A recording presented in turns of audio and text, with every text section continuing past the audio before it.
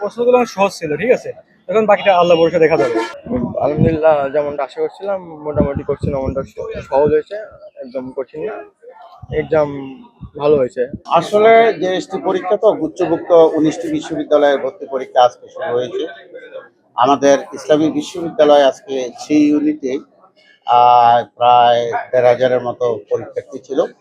পরীক্ষা সময় মতো শুরু হয়েছে এবং নজিরবিহীন নিরাপত্তা নিশ্চিত করা হয়েছে। ছাত্রছাত্রীদের মধ্যে, পরীক্ষার্থীদের মধ্যে উৎসাহ দেখা গেছে এবং মাননীয় ভাইস চ্যান্সেলর যেমনটি বলেছেন যে নিরাপত্তার ব্যাপারে আমরা কোনো ত্রুটি করি নাই এবং এখনো পর্যন্ত কোনো অপ্রীতিকর কোনো ঘটনা ঘটে না।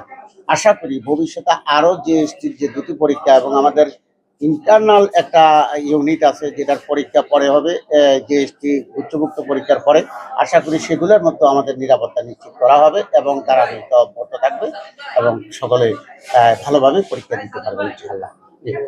আমি পরিদর্শন করে দেখলাম প্রথম পর্যায়ে যে কথাটি বলবো, উপস্থিতি খুবই সন্তোষজনক।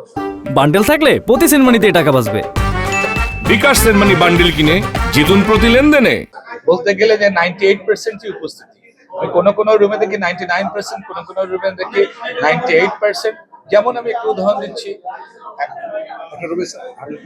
81 জন যেখানে, সেখানে 79 জন আছে।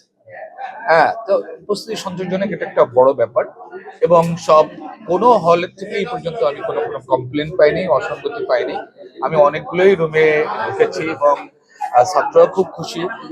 তাদের একটা বক্তব্য হলো যে কোশ্চেনটা খুব স্ট্যান্ডার্ড কোশ্চেন হয়েছে।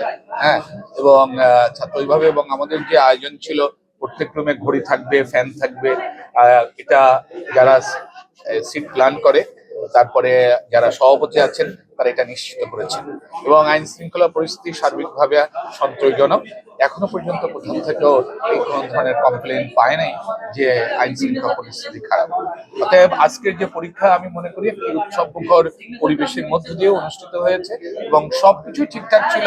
সোফার আমার কাছে যতদিন পর্যন্ত রিপোর্ট এসছে, আমরা এটা আজকের পরীক্ষা অনুষ্ঠানের ব্যাপারে এই যে ইউনিটির যারা ইউনিটের কোঅর্ডিনেটর, শিক্ষকরা এবং সাথে যারা ছিলেন সার্বিকভাবে সহযোগিতা করেছেন, সবকিছু টাইমলি হয়েছে। এটাই আমার